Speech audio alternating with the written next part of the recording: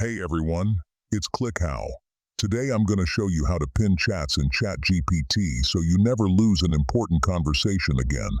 First, hover over any chat in your left sidebar. Click the three dots that appear next to the chat name, then select Pin from the menu. That's it. The chat will move to the top of your list and stay there. To unpin a chat, just click the three dots again and select Unpin. Here's one important catch.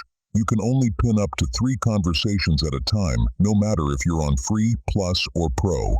So choose your most important ones. Also, this feature works on both PC and mobile, same steps.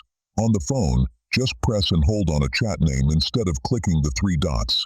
A quick tip, pinned chats are perfect for ongoing projects, writing ideas, or any conversation you come back to often. And if you need to find a chat that's not pinned, use the search bar with Ctrl-K on PC or CMD+K on Mac. If you found this helpful, make sure to hit that like button, subscribe, and ring that notification bell. Thanks for watching, and see you in the next video.